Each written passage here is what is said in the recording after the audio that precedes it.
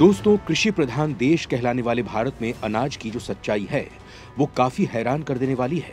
यहाँ सरकार ने एक तरफ तो देश में खाद्य सुरक्षा कानून लागू कर रखा है, जिसके तहत भुखमरी, कुपोषण और खाद्य असुरक्षा को दूर करने की कोशिश की जा रही है।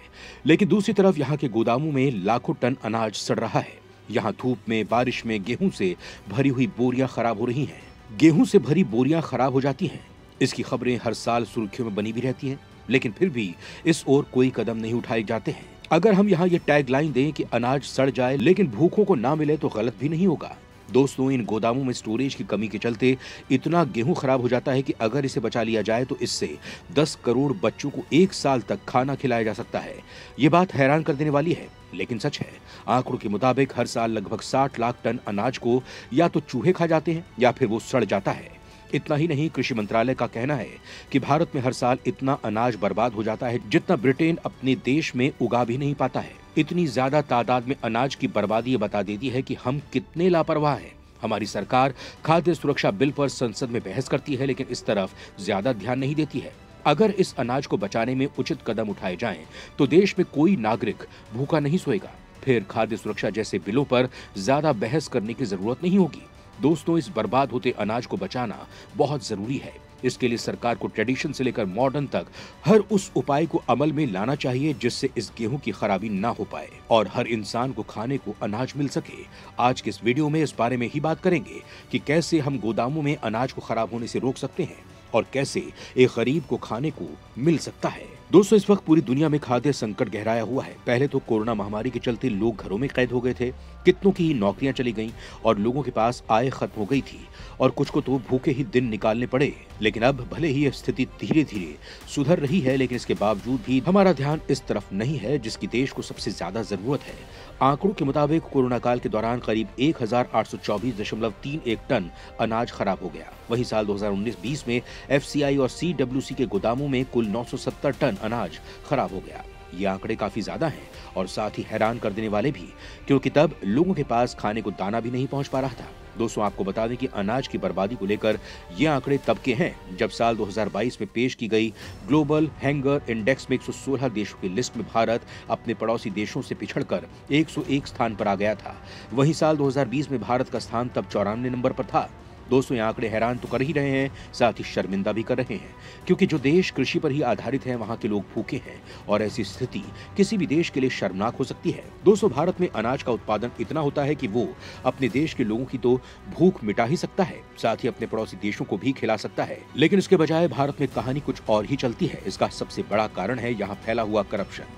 सरकारी कुर्सी पर बैठे कुछ चंद लोग अपने पैसे की भूख को मिटाने के चक्कर में गरीबों की थाली से रोटी ही छीन लेते हैं और इसका उन्हें रत्ती भर भी दुख नहीं होता है। यहाँ अनाज के खराब होने का दूसरा कारण है मौसम। हमारे देश के मौसम को लेकर हम अच्छे से वाकिफ हैं कि यहाँ गर्मियों में कभी भी मौसम बिगड़ जाता है, अचानक से बारिश हो जाती है, लेकिन उसके बाद भी सरकारी गोदाम में इस अनाज को बड़ी लापरवाही के साथ खुले में रख दिया जाता है। उसे सही तरीके से स्टोरेज नहीं करते हैं और ये आखिरकार मौसम की भेंट चढ़ जाता है और इसकी हालत ऐसी हो जाती है कि कोई जानवर भी इसे नहीं खा सकता है।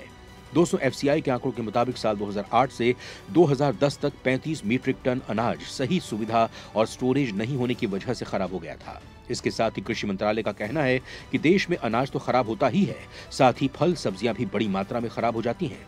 फसलों को लेकर बात करें तो करीब 10 लाख टन प्याज खेतों से मंडी तक आने में बर्बाद हो जाती है। वहीं 22 लाख टन टमाटर रास्ते में ही खराब हो जाते हैं और 50 लाख अंडे तो कोल्ड स्टोरेज में ही खराब हो जाते हैं।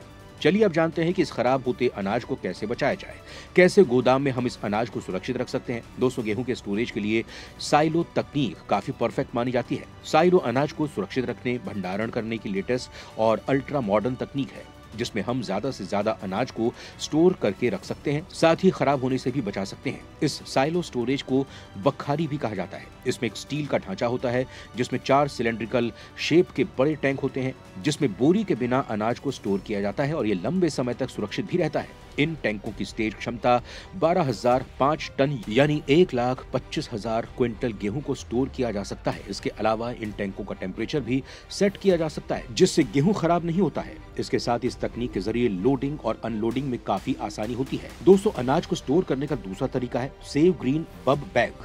इस बैग में बिना किसी दवाई के अनाज 2 साल तक सेफ रख सकते हैं। Safe green multi layer bag को बनाने के लिए पॉलीमर का यूज किया जाता है, जो काफी सस्ता होता है। इसमें गेहूं को स्टोर करने के लिए एक जूट के बैग में सेफ ग्रीन बब बैग को रखते हैं। इसके बाद इसमें अनाज को रखा जाता है और बैग की हवा निकालने के बाद उसे टाइट बांध देते हैं। इसके अलावा अनाज को धूप में सुखाने के बाद और ठंडा करके उसे सुरक्षित स्टोर रूम में रख देना चाहिए, जिससे अनाज सही रहता है। इसके अलावा गेहूं को लंबे समय तक सुरक्षित रखने के लिए कुछ साइंटिफिक चीजों को भी अपनाना चाहिए, जैसे कि फसलों की कटाई के बाद इसके स्टोर पर ध्यान देना चाहिए। इसके साथ ही जहां ये गेहूं स्टोर किया जा रहा है वहां साफ सफाई की जानी चाहिए, ताकि अनाज को कीटों से बचाया जा सके। इसके अलावा अनाज को खुले में नहीं रखें, इससे ये जल्द ही खराब होता है। वहीं इसे स्टोर करने से पहले धूप में अच्छे से सुखा लें, जिससे गेहूं के दानों में नमी खत्म हो जाए। अगर इसमें नमी रह जाती है तो इसमें कीट और फफूंद लग सकती हैं। साथ ही जब अनाज ठंडा हो जाए और इसके बाद ही उसे पैक करके भंडारण कक्ष में रखना चाहिए। इसके साथ ही जहां इस अनाज को स्टोर किया जा रहा है वहां 20 से 25 सेंटीमीटर की ऊंचाई तक बांस या लकड़ी के तख्ते का स्टेज बना लेना चाहिए। ये स्टेज दीवार से भी थोड़ा दूर होना चाहिए, जिससे नमी इन बोरियों को पकड़ नहीं सके। इसके साथ इन बोरियों के बीच में भी डिस्टेंस होना चाहिए। इस स्टोरेज में चूहों और कीट के आने की सभी जगहों को बंद कर देना चाहिए, जैसे कि ये अनाज को नुकसान ना पहुंचा सके। इसके अलावा जिन बोरियों में इन गेहूं को रखा जाता है उन्हें सबसे पहले गर्म पानी में धो लेना चाहिए, फिर धूप में सुखाकर इन्हें काम में लेना चाहिए, जिससे बोरियों में अगर कोई कीट या नमी होगी तो वो खत्म हो जाएगी। इसके साथ ही अगर अनाज को खराब होने से बचाना है तो अगर सरकारी गोदामों में जगह नहीं होने या महंगे होने पर किसानों को जहां तक हो सके घर पर इसका स्टोरेज कर लेना चाहिए। दोस्तों, आंकड़ों में सामने आया है कि अब भारत में अनाज का भंडारण ज्यादा नहीं है, ये घटने लगा है। इस साल अनाज का स्टोर 7.5 से 8.5 करोड़ टन ही रहा है, जिसका एक मुख्य कारण मुख्यमंत्री गरीब कल्याण अन्न योजना है। दोस्तों, उचित भंडारण नहीं होने से ये अनाज खराब हो जाता है। कई बार इसे खराब होने पर सरकार किसान को सब्सिडी भी देती है, ताकि किसान को नुकसान होने से बचाया जा सके। लेकिन इस सब्सिडी के बजाय अगर हम अनाज को सही तरीके से स्टोर रखने पर ध्यान देंगे तो किसानों को ज्यादा फायदा होगा। तो दोस्तों, ये थे वो पॉइंट्स जिससे पता चलता है कि कैसे अनाज को खराब होने से बचाया जा सकता है। इस तरह के उपायों के लिए फंड की जरूरत होती है, ताकि एडवांस तरीके से गेहूं खराब होने से बचाया जा सके और स्टोर किया जा सके। अगर सरकार चाहे तो उन्हें अपनाकर अनाज को खराब होने से बचा सकती है। गरीब को खाना मिल जाएगा और देश में कोई भूखा भी नहीं रहेगा। इसका ये भी फायदा होगा कि भारत हंगरी इंडेक्स से भी बाहर आ जाएगा। आज इस इंडेक्स में भारत की जो स्थिति है वो काफी शर्मिंदा करने वाली है, क्योंकि एक तरफ तो भारत कृषि प्रधान देश है, वहीं लाखों टन गेहूं हम सड़ा देते हैं और गरीब भूखा रह सकता है। अगर इस पर ध्यान दिया जाए तो सभी को खाने को मिल जाएगा। इस बारे में आपका क्या कहना है दोस्तों? हमें कमेंट बॉक्स में जरूर बताएं।